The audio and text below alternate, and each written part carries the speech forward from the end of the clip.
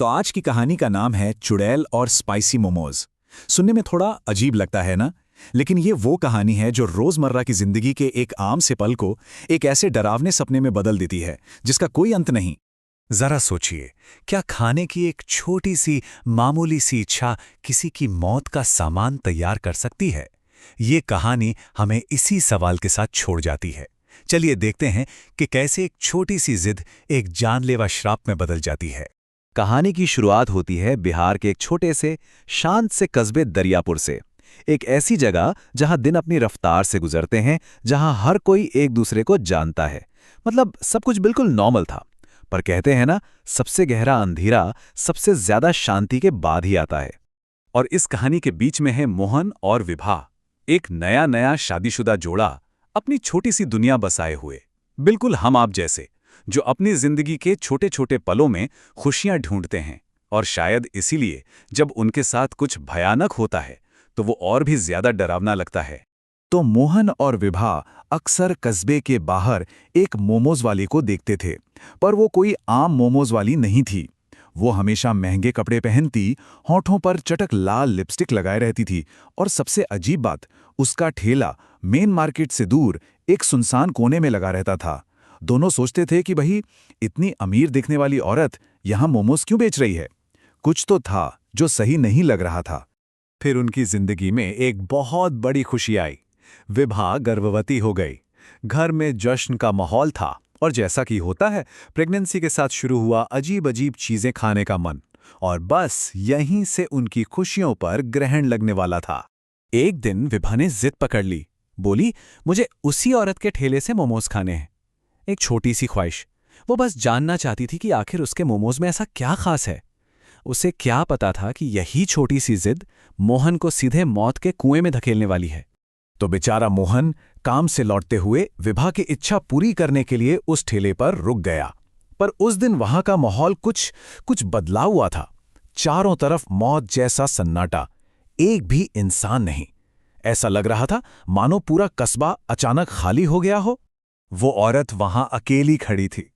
मोहन को देखकर वो मुस्कुराई, बोली, बैठिए साहब, जब तक आपका ऑर्डर पैक होता है ये एक प्लेट खाइए मेरी तरफ से।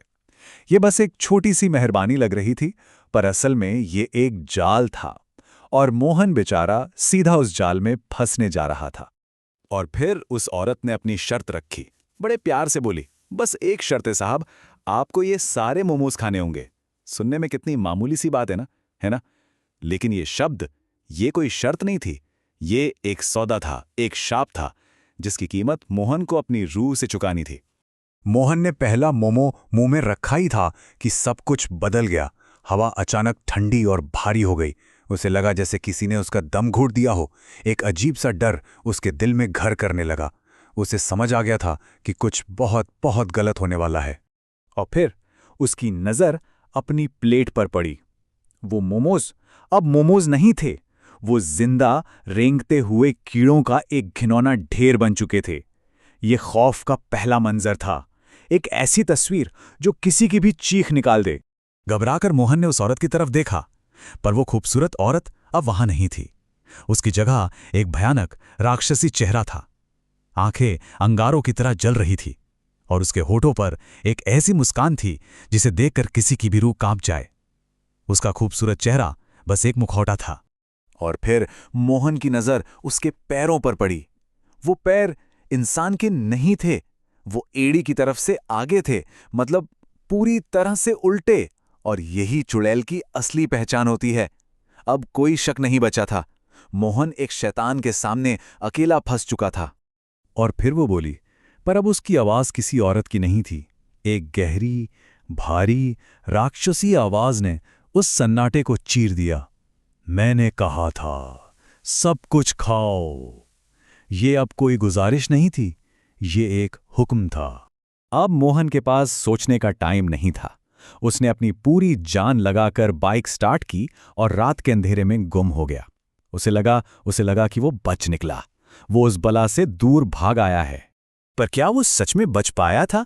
जब आप किसी शैतानी ताकत से भाग रहे होते हैं तो सड़कें आपको आपकी मंजिल तक नहीं ले जाती। और हुआ भी यही। काफी दूर तक बाइक भगाने के बाद मोहन ने राहत की सांस ली, पर जैसे ही उसने पलट के देखा, वो वापस उसी ठेले के सामने खड़ा था और वो चुड़ैल अपने असली भयानक रूप में उसे देखकर मुस्कुरा रही थी। भागने का कोई रास्ता नहीं था। वो चुड़ैल धीरे धीरे उसकी तरफ बढ़ी और बोली, आप अपने पैक किए हुए मोमोज तो यहीं भूल गए? उसकी आवाज में एक अजीब सा मजाक था, जैसे वो मोहन की बेबसी का मजा ले रही हो। मोहन ने फिर से बाइक भगाई, 1 बार, 2 बार, 10 बार, पर हर बार, हर गली, हर मोड़ उसे वापस उसी चुड़ैल के सामने लाकर खड़ा कर देता। ये एक कभी न खत्म होने वाला दुस्वप्न था, एक ऐसा चक्रव्यूह जो उसकी हिम्मत को, उसकी उम्मीद को धीरे धीरे तोड़ रहा था। अब मोहन पूरी तरह टूट चुका था। उसने हार मान ली। उसने अपनी आंखें बंद की और बस बाइक को आगे बढ़ा दिया। जो होगा देखा जाएगा। और किस्मत देखिए, उसकी बाइक सीधे 2 पुलिस वालों के सामने जाके रुकी। उम्मीद की एक छोटी सी किरण। मोहन ने हांफते कांपते हुए पुलिस वालों को सब बताया। पुलिस वाले भी हैरान थे, पर वो उसके साथ उस जगह पर गए। लेकिन वहां तो कुछ भी नहीं था। न कोई ठेला, न कोई औरत, जमीन पर एक खरोंच तक नहीं। ऐसा लगा जैसे वहां कभी कुछ था ही नहीं। अब मोहन की कहानी एक पागल का बड़बोलापन लग रही थी। पुलिस वालों ने मोहन की बुरी हालत देखकर उसे घर छोड़ दिया। घर पहुंचकर अपनी पत्नी विभा को सामने देखकर मोहन की जान में जान आई। उसने रोते हुए, कांपते हुए उसे रात की पूरी खौफनाक कहानी सुनाई। उसे लगा, चलो घर आ गया, अब सब ठीक है। लेकिन वो गलत था। जब मोहन अपना चेहरा धोने बाथरूम गया तो उसकी नजर शीशे पर पड़ी, और शीशे पर खून से लिखा हुआ था, साहब आपने सारे मोमोज नहीं खाए हैं ना? वो श्राप उसके पीछे पीछे उसके घर तक आ पहुंचा था।